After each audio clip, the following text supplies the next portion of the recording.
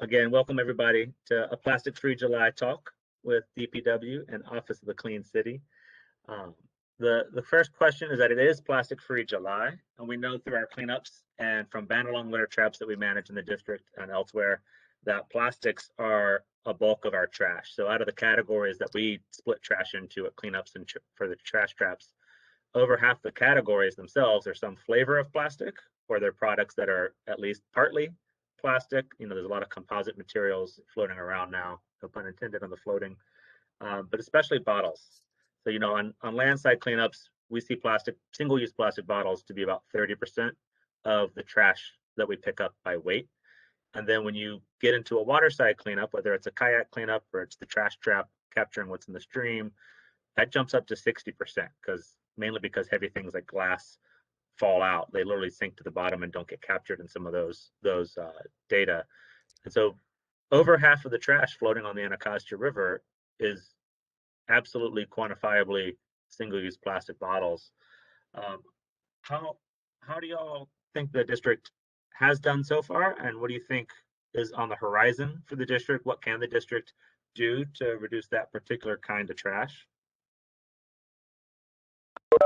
I'll go ahead and start. I think the fact that we have the trash traps and that you guys and the other nonprofit partners that manage those, that data has been critically important to show what the actual problem is, and also to measure the success of programs that the district has implemented, whether it's the disposable bag fee from 2010 or the foam food packaging ban from 2016, seeing market differences in how much those items, how many of those items are showing up, has really, it's not only been beneficial for our waterways, but it's also been inspirational to other jurisdictions, especially the ones that also feed the Anacostia River, who look to us as a model. So every time another advocacy organization somewhere else in the world honestly contacts me and asks for how to pass one of these bills, I say, like, you've got to collect the data, you've got to know what's out there. So I do think the district's been a leader in that. We know that we still have ways to go. I've been encouraging my adopt-a-block groups, getting away from the data in the river, which, as you said, is really skewed to floatables, asking my adopt-a-block groups who are picking up trash in the streets to quantify what they're picking up too. Again, we still see a lot of plastic bottles, but we also see a lot more paper and car parts and other miscellaneous pieces that maybe aren't going to be picked up in these trash traps. But I think the more data that we can collect, the further we can push the policy. Blake, what do you got for that one? What do you see with bottles and on the DPW side? So admittedly, DPW has not been focusing on plastic bottles to the extent that the Office of the Clean City has, or even DOEE, our counterparts of the Department of Energy and Environment has. Except for the area of what Julie was talking about, is the collaboration of DPW helping to identify areas that need, you know, public space, you know, litter cans that are overflowing, and helping to identify, you know, illegal dumping areas and, you know, general areas within the city, whether they be alleys or walkways or, you know, pocket parks, and helping coordinate cleanups. Our focus has been primarily on plastic bags, single-use plastics, as that is another major, you know, material that's been entering the waterway. And so to that end, what we've been doing is we launched 2 initiatives earlier this year. One was a citywide campaign to do not bag recyclables. If you're a resident of DC and you get DPW collection, you might have received one of these little guys telling you that there was something that shouldn't have been in your recycling container. So that is initiative 1. Really, we've seen with that campaign, you know, 60%, up to a 60% reduction in contaminated recycling in certain routes. So it's like really effective to hit people at the curb, at the cart level. And then the second piece is what we've been doing at our solid waste transfer stations. We've successfully administered a rulemaking that charges private waste haulers an administrative fee for bad recycling that they bring in to our facilities. And again, the end goal of trying to reduce plastic bags and film to the maximum extent possible. So that's where I think a lot of our focus has been, admittedly. And just so everyone's clear, you know, the plastic bags, even like a trash bag that you wrap around your recycling, can still bind up the machines that help sort and split out the recycling. It's not just when the grocery bags are being recycled. You know, the only place to recycle those is really at the grocery store.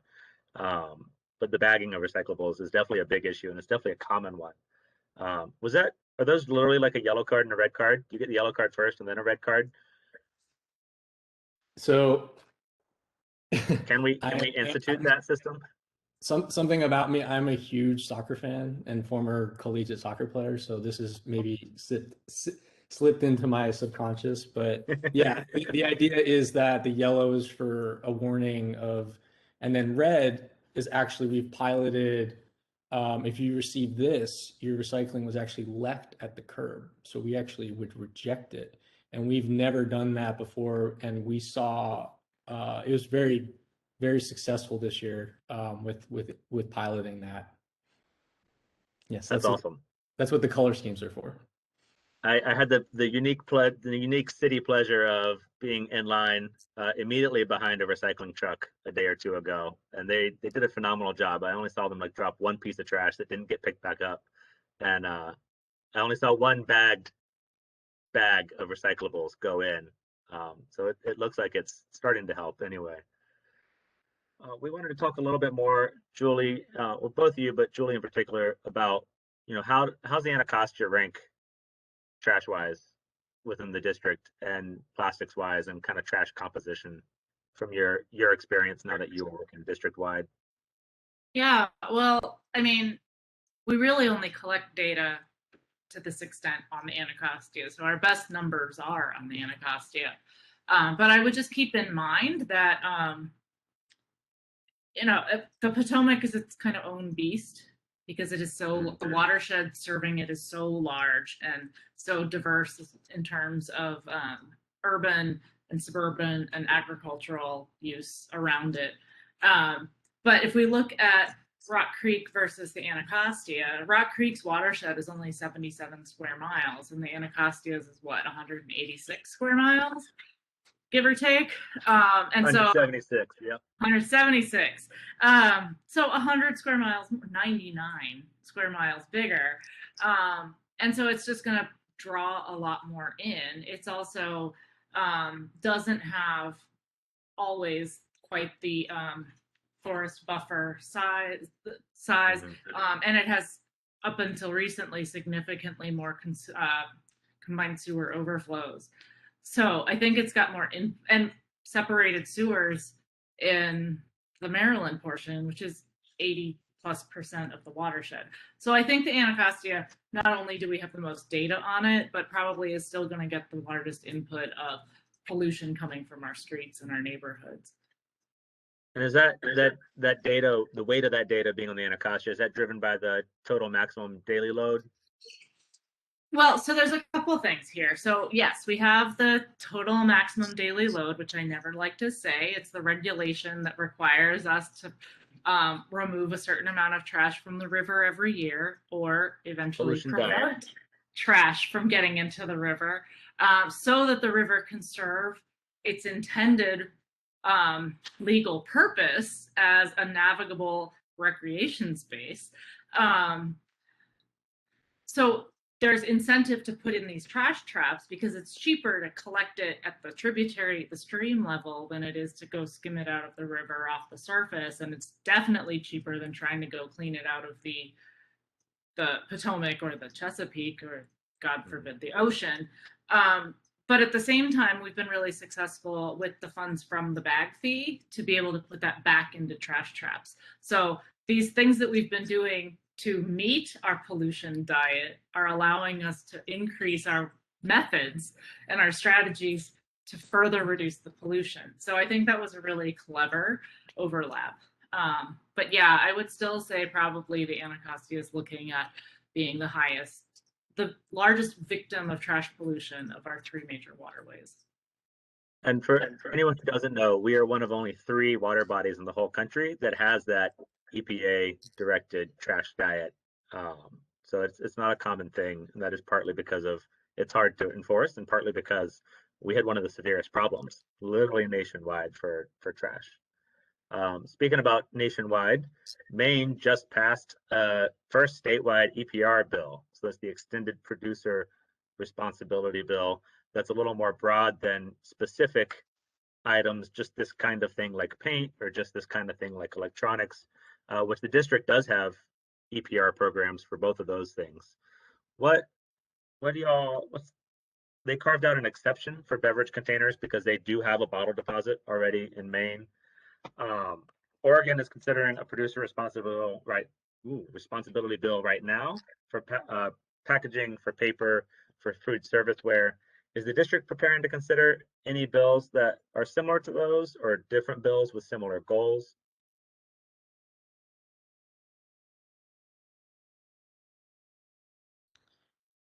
Happy to start. EPR, extended product responsibility legislation, has worked tremendously well, and it's been demonstrated across the world, and is really almost a requirement for a recycling system that wants to achieve 80% plus of recycling rates. With that said, the devil's in the details, and not every single policy tool that works well in one state or locality is immediately adoptable in another. So we, with us being the Office of Waste Diversion, we always like to take sort of a pragmatic and cautious view, and are waiting to kind of see, and eager to see, how well this works. I think it's tremendously exciting that something like this exists, and yeah, I think we're waiting to see how that plays out. There are similar, or I should say comparable pieces of legislation that the district has recently passed that have been adopted in other areas, and there's sort of like a 5 or 6, maybe sometimes even a 10-year gap between sort of that being implemented elsewhere before it's sort of ready to be tested here. And it's too soon to tell, but I think everyone's kind of excited about it in the industry. I'll tag on to that. So Blake referred to some places where we do have extended producer responsibility. Paint is run, the recycling, collection and recycling of used liquid paint is run by the paint industry. Electronics is all run by the electronics industry, and each of those each year have different levels that they have to meet to eventually reach our goal of full capture. And they're successful, and they're run very efficiently with a handful of staff at DOEE. And they're keeping those items out of our waste stream. It's even illegal to throw away electronics in your trash. You must recycle them. But so there is opportunity to do this with packaging. We have looked at it. I think that, when we look at what is polluting our water, and the majority of it, or a plurality of it, is plastic bottles or plastic food packaging, that was produced by somebody, and they decided at the end of their processing that they were going to leave the burden of disposal on the taxpayers and not on themselves. And the whole idea behind extended producer responsibility is that the industry, the manufacturer themselves, needs to be responsible for the product all the way through the end of its life, and not the burden on the taxpayers. We're paying all of these recycling collection fees through our property taxes, and all the litter cleanup fees through our various taxes and other fees. So that's the whole thought process behind extended producer responsibilities. You're putting this pollution, this eventual pollutant, out into the world, and you need to be responsible for it until the end of its time. Well, and they chose a material like plastics that lasts a really long time instead of what we used to use all of 2 generations ago, where a lot of things were paper, cardboard, something else. I've been really happy to see the uptick in plastic-free shops and package-free shops, which weren't really a thing in this region, in my knowledge anyway, even just a few years ago.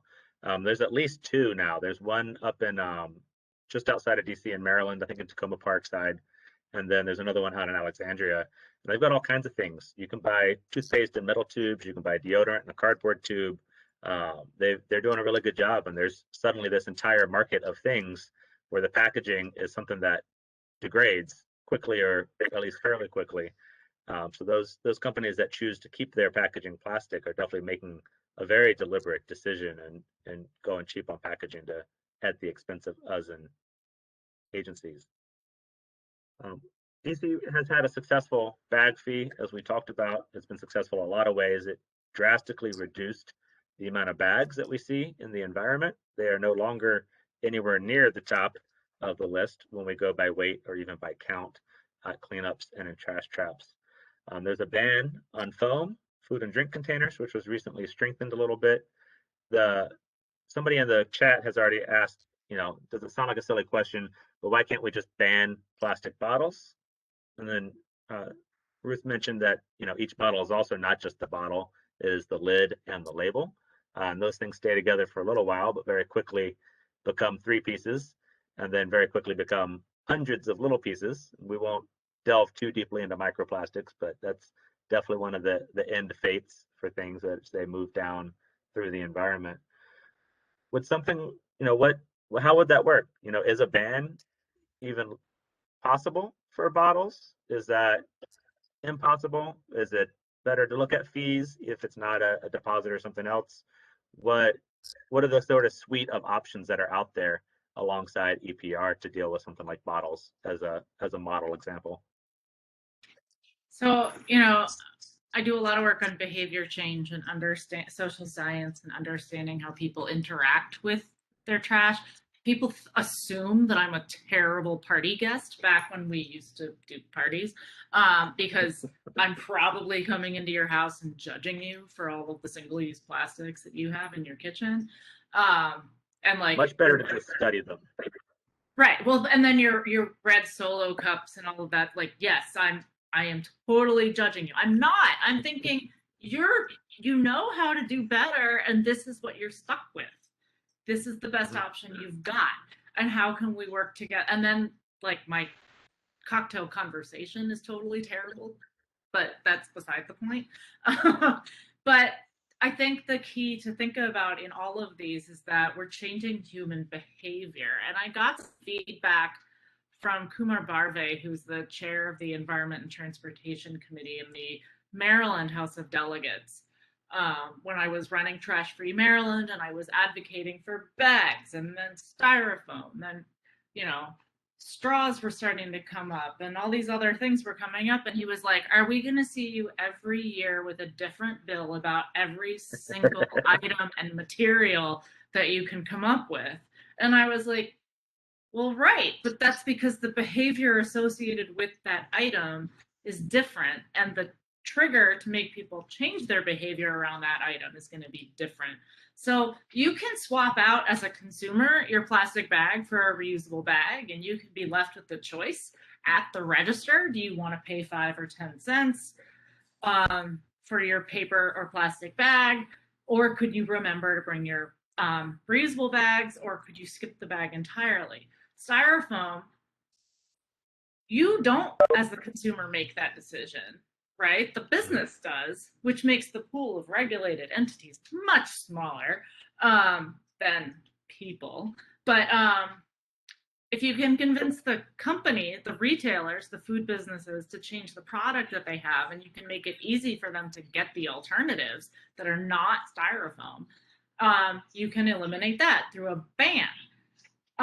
But with bottles, we're talking about, for the most part, multinational corporations with, like, not even regional manufacturing streams, but national, global manufacturing streams. So for a jurisdiction the size of the district, as much as we grow 700,000 people, like we just don't have, by banning plastic bottles, like we'd be, I mean, 7-Eleven wouldn't have anything else to sell. But like, we need to be thinking about different ways of that. It's not like you can go up to a soda fountain and just like hold it in your hands. You still need some kind of vessel for it. So that's where we get to, okay, so we have to have a product, a packaging product. We're not big enough on our own to justify a change in what that material is, but we can regulate how it is handled after the fact. And that's where the producer responsibility comes in. Yeah, do you want to anything else on that? Yeah, no, I mean, Julie, I think expertly kind of deconstructed that idea. I mean, I would just say, in addition, you know, the district through the legislative branch can, you know, ban anything in practice. I mean, there's nothing restricting that. I mean, but the question is, you know, will it work? Are the right incentives in place for either the manufacturer or the consumer? And yeah, plastic bottles, I think, are a particularly tricky thing. And I think, but I mean, I think there's a future where, you know, all plastics could be banned in the district. And I think the way that we get there is in, you know, through time and effort, and really consumers demanding from manufacturers and businesses for alternatives to plastic. And everything that we do within our office and through our education and outreach programs are to encourage, you know, good behavior, good practices, reducing waste as much as possible. You know, bring that reusable bottle with you, purchase it.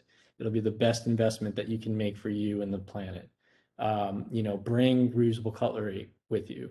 You know, there are things that everyday residents can do to mitigate their impact and also contribute to the greater whole that don't require, you know, sort of a massive undertaking of like a plastic, you know, materials ban.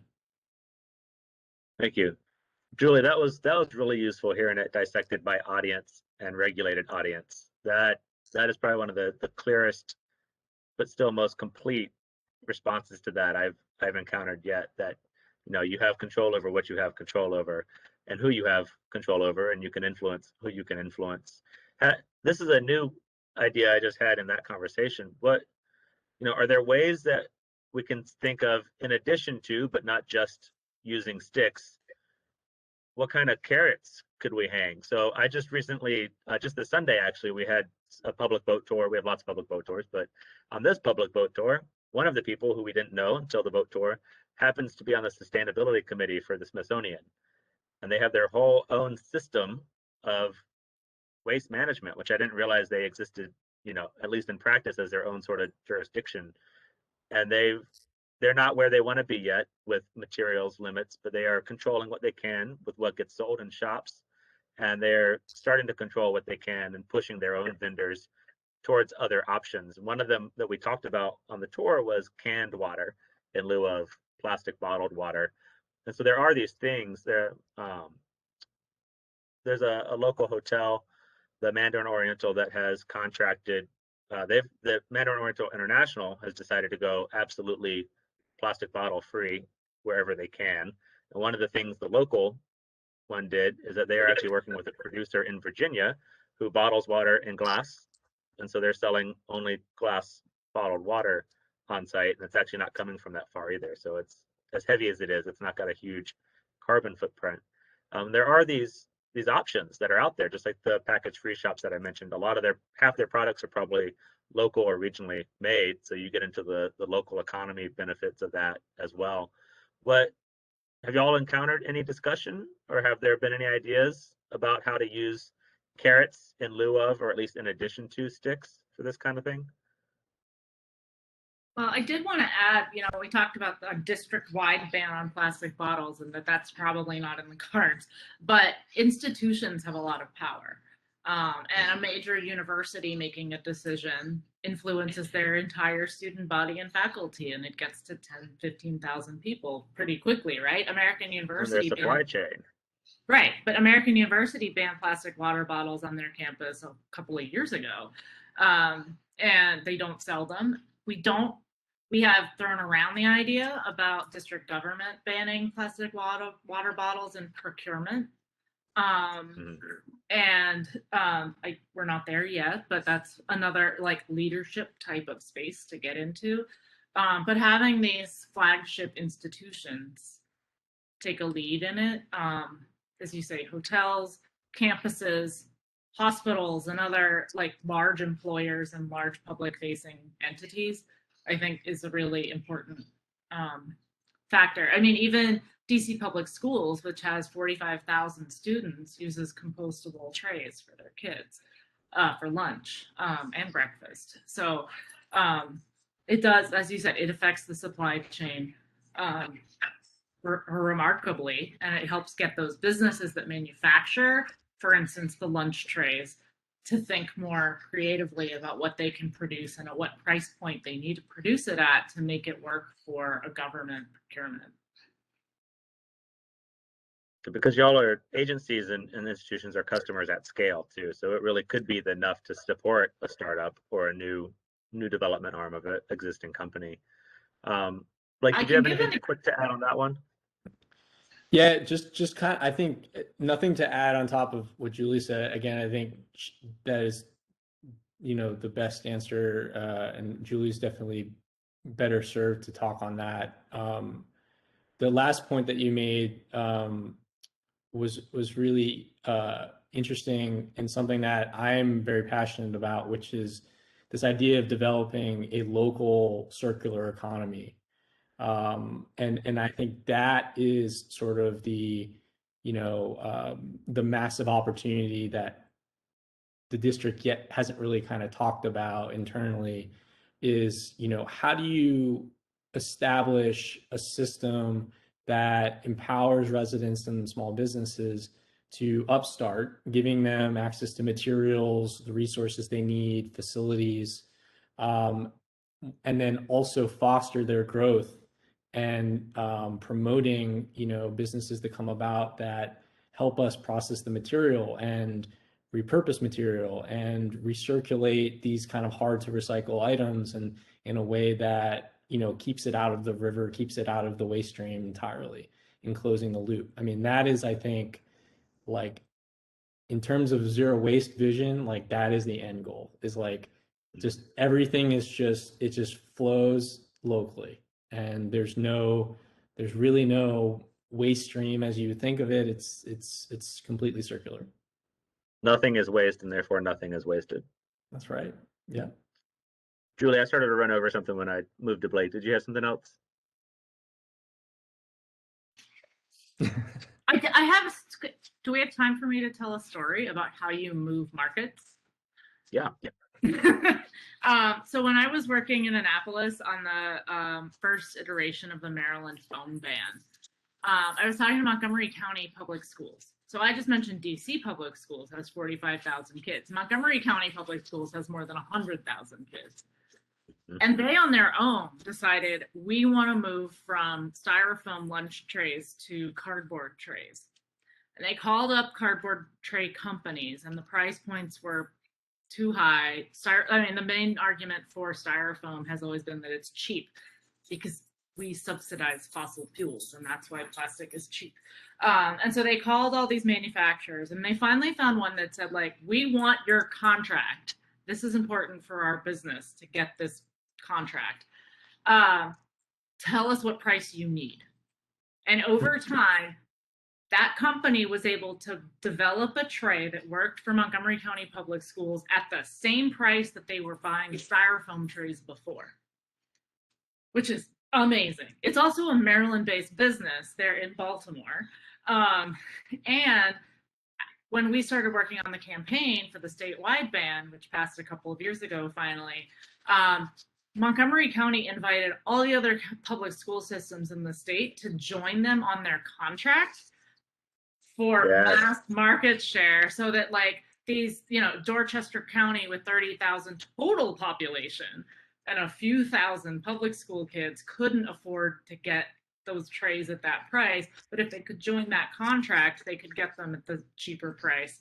So it was just a perfect example of a large scale market asking for a change and getting it and then using it to benefit all of their neighbors, and it leading to a significant policy change that's good for the Bay. That's amazing. And in the same way, on cleanups, when we prep a cleanup, I like telling people that while the trash is going to be back the next high tide or in a couple of weeks, the data we're collecting is very much permanent and it is very impactful. And the fact that the Maryland statewide ban on foam, which just got implemented, that came about. One of the other salient arguments was that over half the residents in Maryland were already living under a ban on foam. And that was because of work in Montgomery County and Prince George's County and whatever, Ocean City or Annapolis, Baltimore, different little jurisdictions that had implemented this. And I like to think that the Montgomery County and Prince George's County bans came very distinctly out of the district ban and out of the fact that those are the three jurisdictions on the Anacostia River. We know that these cleanups, we got unanimous votes in all three of those jurisdictions. And the second and third, the counties, they were a legitimate fight because DART had actually funded that study of litter, very generously funded that study of litter in the Anacostia River, wherein lo and behold, they found almost no foam litter because of when and where they looked. And we, in spite of that, had this data from cleanups and traps and people, and we got unanimous votes in favor. And it really shows what a leader the district can be. And district choices, while we are not the huge market in all cases, we are a major market, and being able to play that up in relationship to Maryland and Virginia and neighbors is a huge tool in that kit. Before we get too distracted though by awesome stories, I do want to touch base. Somebody's asked in chat, what happens to plastics that go into recycling? And then a corollary from someone else, is recycling a real thing? Is it actually happening here? I know there's been trouble with glass in the district. Montgomery County is still recycling glass, but the district, correct me if I'm wrong, it's getting collected, but then it's not actually being recycled right now because of the market. Is that still the case? And what's going on with plastics that do get picked up from the curbside bins? Yeah, so I definitely think that some of our attendees are fans or viewers of John Oliver, or maybe have seen the Seaspiracy documentary. Recycling is definitely a real thing. That's obvious. It should be, whether a particular item that enters your recycling, that you put in your recycling cart, actually goes to a multitude of facilities along the chain and then ends up being recycled into a new product is a very different question. And the traditional recycling system, just to take a quick step back, in 60s and 70s, you're talking about glass, paper, and metals. Now the slew of materials in the supply chain, in the marketplace, that consumers can purchase and use is evolved, and I would probably even go further and say it's mutated into like this weird thing where there's hybrids and there's amalgamations of different products. And I mean, we see new materials all the time. But to answer the question specific to plastics, there are recyclable plastics. We're talking about things like cups and containers, bottles and lids, bulky items, and even things like plastic bag and film are recyclable just through the proper means. So for those in particular, there are grocery store and retailer locations in the district that will accept your plastic bags and film, and they actually do go and get recycled. I think you touched upon why those materials don't get recycled in the single stream, because they kind of jam up the equipment at the material recovery facility. But for the most part, the recyclable plastics that are entering the stream, they're clean, they're not contaminated, they are being recycled, they are being baled. Not maybe to the maximum extent that it should be, but for the most part they are, and we want to encourage everybody to continue to recycle. And everything that you do put in your recycling system is, that is recyclable. It does go to a facility to be processed. And I think your second question there was about glass. Yeah, I would mention glass as an example more than anything else. So at one point, the market had shifted, and I understood that glass was not being recycled anymore from this region, or at least from district as a jurisdiction. But I think Montgomery County, at least recently, was the only one that was still being able to sell their glass. But it was because of contamination. Is that correct? Yeah. So glass is again, I think it's important to note that when materials are collected and they're clean and they're consistent and the quality is there. So you've got, a grocery store that's taking, thousands and thousands and thousands of plastic bags, and it's sort of uniform throughout that stream. It's very recyclable amount of material. Like that's very easy to handle and is very successful. But when you start to introduce sort of combinations of things, particularly glass, because it is very brittle. And so what happens is it typically breaks and kind of becomes like almost like a sand or a powder. And when that is introduced with everything else going to the recycling facility, it tends to cause a lot of issues for the equipment. Part of it is just a technical challenge that I think the US and kind of the world have to overcome with sort of the technology in that space. But so for that unfortunate thing, most of it is going for alternative daily cover. Right now, the district still accepts glass in the recycling stream. However, that's just for now. We're monitoring it very closely, and we do have the authority to basically exclude glass from the recycling stream altogether.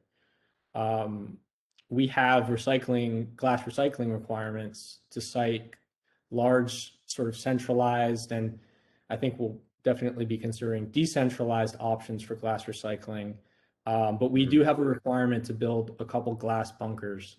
So these are basically dedicated areas at our facility where lots of clean glass can come, and that has actual value. But when you embed it, as soon as you embed it into the whole thing, it actually has negative value. It's just kind of a difficult thing to wrap your head around. But the point here being kind of keeping everything source separated is the best for the value chain.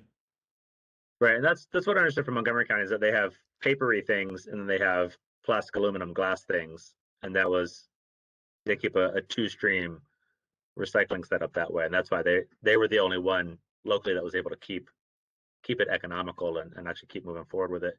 That brings up a personal question. I was very excited originally to see what is the name of the tool? Where does it go? I think you're referring to the what goes where tool. What goes where, right? Yeah. I'm always checking back in with that one, and it's a great tool. If y'all don't know about it, it will tell you what goes where, in which bin, and how. I was excited when the district started taking, pizza boxes and waxy cartons. Are those things was that a technology change that led to the sort of rule change, or what happens to things like those, and how did new products become recyclable all of a sudden that didn't used to be?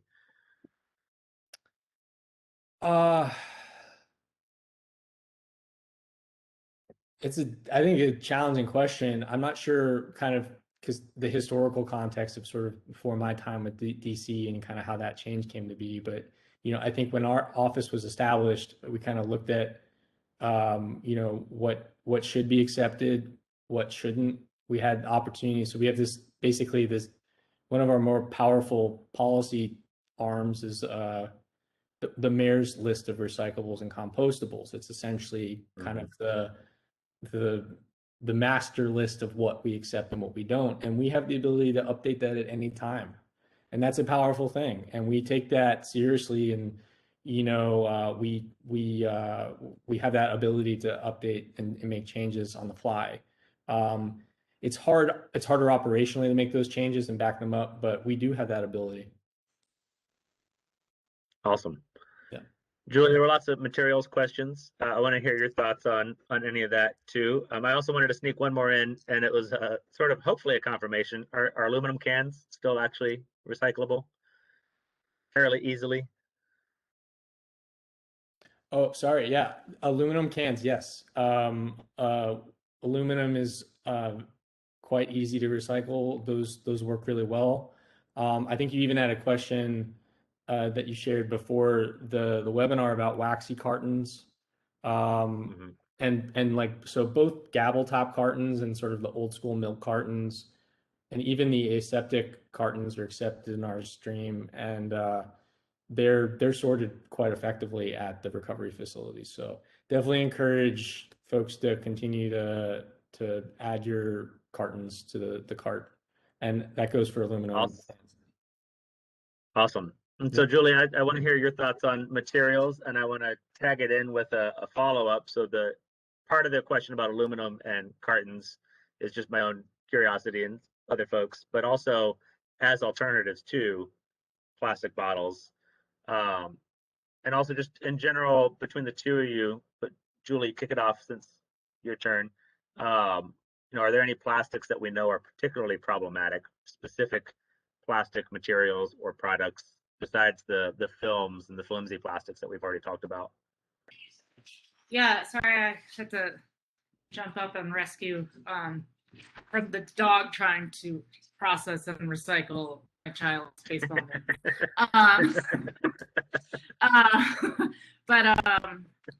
Yeah, I mean, so my understanding from my advocacy work, even prior to Blake's arrival here, was that the mayor's list really comes about from a survey of all of the material resource recovery facilities around the region. Because just because you put it in your blue bin doesn't mean everything in that bin goes to the same place.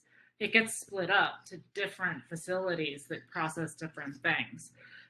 So like you said, grocery bags and film almost exclusively go to a plant out in Winchester, Virginia, to be turned into composite decking and benches and guardrails and other things. And I got to tour it, which was, they let me in and I only had to pay a small tax.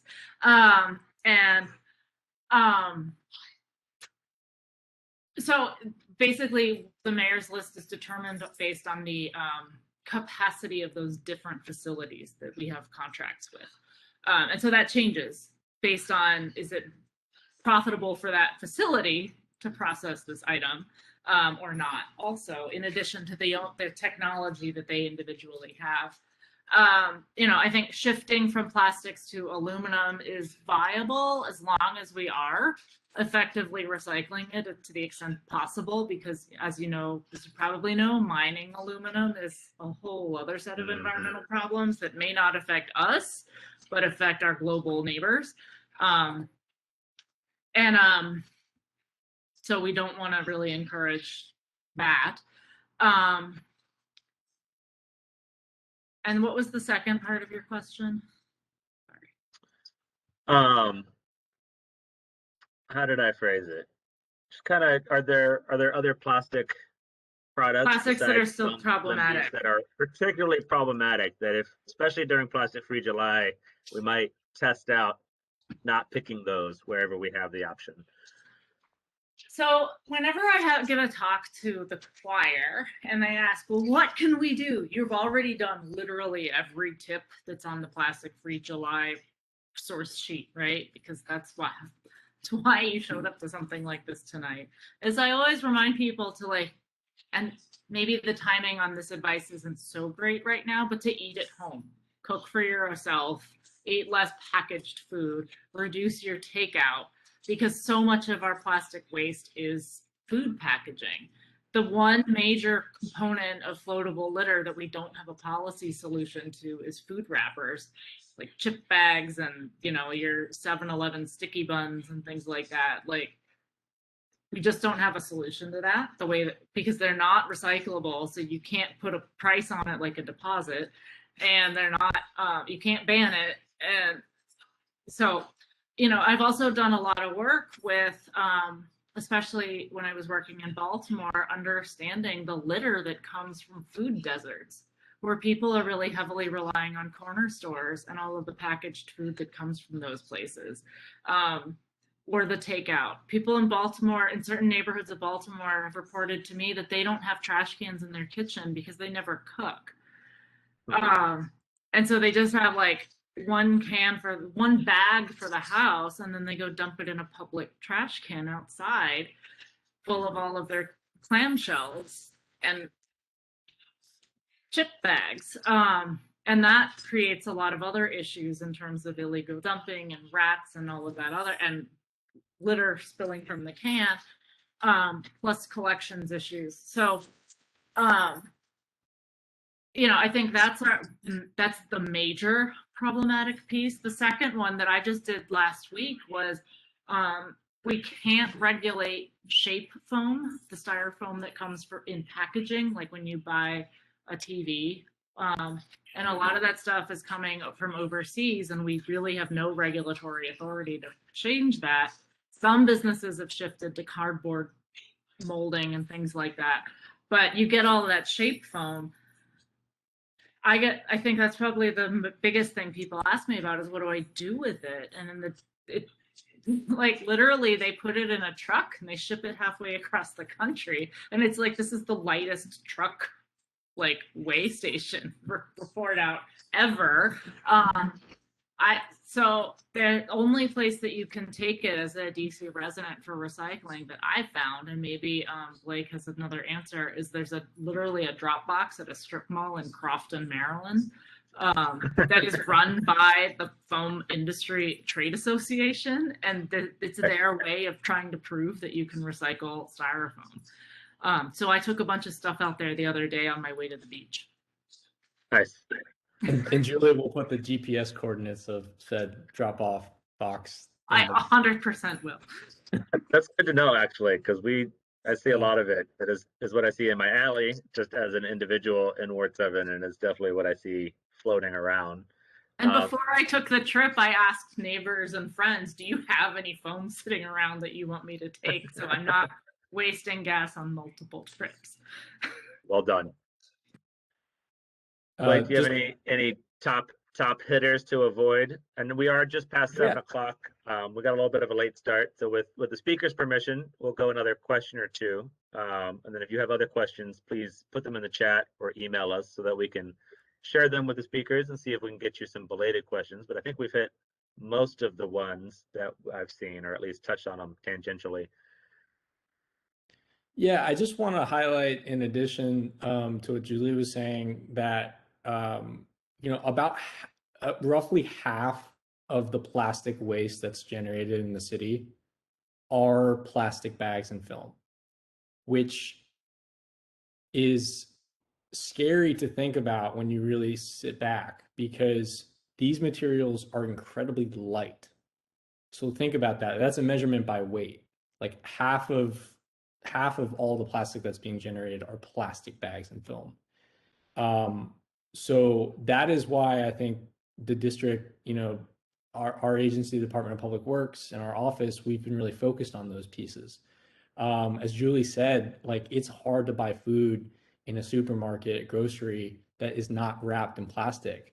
You know, the way around that is to just be conscious when you're shopping and try to, you know, buy fruits and vegetables that aren't wrapped, try to find, you know, items that, you know, are packaged appropriately. And again, you know, consumer behavior can really work and help you know, talk to your grocery store, talk to your business, talk to your restaurant and say, you know, I love your food, or I love the services you provide, but I'm not a big fan of the containers that you're using or the materials that you're putting your products in. That works. I mean, I've done that myself. And sort of on a personal thing, I know just trying to cram a lot of stuff in here. One of the things that I do all the time, because I'm not a big fan of plastic straws at all. I think they're like just the absolute worst. When I go and I buy coffee and it's served, and I'm seeing that they're pouring it into a plastic cup or a compostable or a biodegradable plastic cup, I always ask them, leave the lid and the straw. I don't need it. You really don't need those types of things to enjoy the iced coffee or the drink that you're having. So try to think about your behavior as well and just try to see, okay, are there opportunities for me to just further reduce the amount of waste I'm generating at the source? Awesome. That really segued pretty perfectly into the last few questions in the chat, which all sort of circled around, have we seen an uptick in trash from takeout? Yes, we absolutely have. I haven't gone and quantified it yet. Have y'all both seen that as well, especially over the course of COVID? Yes. So on DPW's end, we've observed an 8 to 10% increase, depending on the area of the city, in household waste generation from normal, non-COVID conditions. And I know personally lots of folks who want to continue to support local businesses throughout the pandemic, and they've been ordering a lot of food, and that generates a lot of waste. And so, yeah, we have seen an uptick. It's not quantifiable, but specific to that, part of the waste stream, but across the board, I think it's safe to say, yeah. Julie, have you seen that translate onto the streets? Well, it translates into 50% increase in rat reports in residential neighborhoods and a significant decrease in rat reports in commercial areas during the pandemic. So all that increased trash at home. You should do not bag your recyclables, but please absolutely bag your trash and keep those lids closed as tightly as securely. What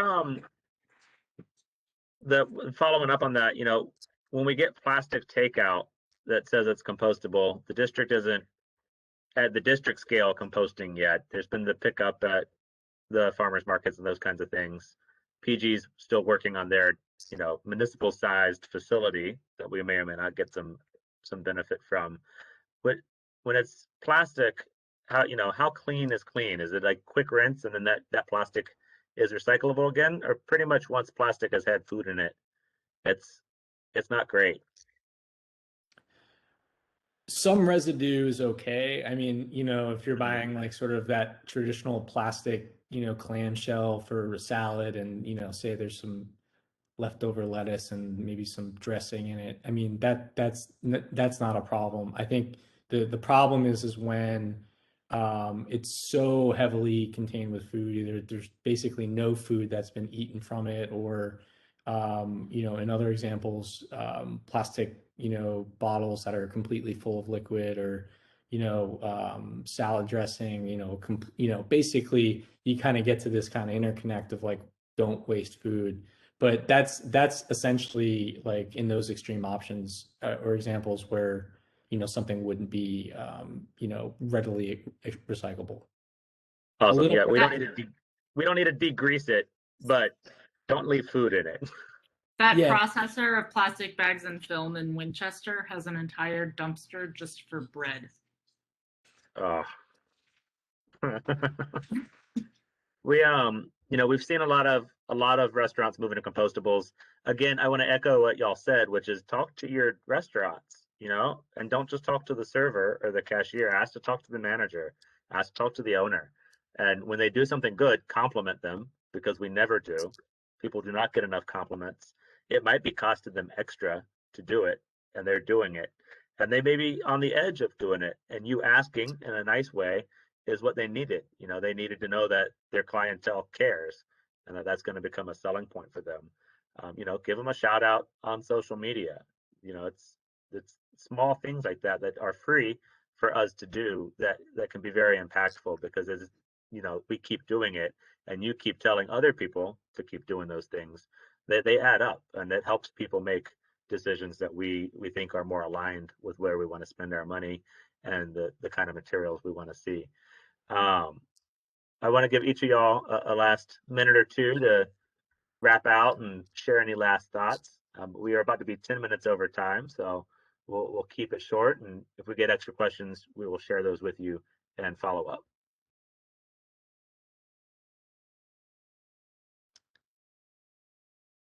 Blake, you go first. I'll lead off again. I was waiting for the prompt there. No, I want to thank the Anacostia Riverkeeper and Julie for tonight. I think this is a pretty interesting conversation. That's my perspective. Hopefully others share that view. I think kind of closing or parting thoughts from the Office of Waste Diversion is that it's Plastic Free July. Really think about your behavior and encourage others to do the same, and try to model the way with your sort of plastic and waste reduction habits, and try to demonstrate that, and continue to do the right thing there. Waste reduction is the most effective way to keeping generating waste and that entering the system and ending up as litter. So please do just be conscious and try to encourage that in others. And then the last point just want to make to kind of advertise is that next year, I'm excited to share that we will be launching the Zero Waste DC planning cycle for the first time. We will be offering community engagement opportunities and events in all of the city's 8 wards. There will be at least a 6-month engagement process. And so I'm excited about this because it's not just about creating a document that kind of says, we should do X, Y, and Z, but it gives folks, residents, businesses across all sectors a chance to come in and tell us what they are seeing, what problems that they think we should solve, and how we might go about that. So Zero Waste DC plan is coming, and really can't wait to get started, and hopefully you guys will all come out and participate. Awesome. Be thinking about more fun webinars and events that we can do together. Would love to help promote those kinds of things. Julie? Absolutely. Well, first, thank you, Trey. Thank you, Anacostia Riverkeeper. And thanks, Blake, for joining us all tonight. This was a great event. I've spent a lot of time the last decade or so thinking about the intersection of what is hashtag trash free DC and what is the versus hashtag zero waste DC. They're not exactly the same. A lot of the strategies are the same. But to the extent, as Blake said, to make it being conscious and thoughtful about the decisions you make about what you purchase, and the places where you make those purchases, and really trying to lead the businesses that you support in the right direction. Also get out, meet your neighbors, clean up some trash together. You don't have to cross town to go to a cleanup at an event, as awesome as Trey's are. You can have an impact in your neighborhood and pick up the trash on your street and have a powerful impact on our waterways. And so we just, as I mentioned, my office runs Adopt a Block. People do protect the places they care about. You can also find out about Adopt a Park and Adopt a Stream, which are run by different agencies, but we run it all under Adopt Your District. So you can check out our website at cleancity.dc.gov and find out more about all those programs to participate in. But you don't need to sign up. You can just go pick up trash. Thank you both. We kind of brought this together just in the past month. I could not be happier with how it shook out. This was a phenomenal conversation. So thank you not only for the extra time going past 7 tonight. Thank you for making time in the first place and being phenomenal panelists. Thank you, audience, for joining us and making time and making extra time as well. Thank you for the good questions. let us know if you have any questions. If you have follow-up questions, we'd love to pass them along and stay part of this conversation. Keep in touch with us in social media about this. Take lots of pictures of bottles where bottles don't belong. Post those on social media and ask what's going to get fixed. Keep making choices about where you shop and how you shop, and stay in touch. Thank you, everybody. Happy Plastic Free July.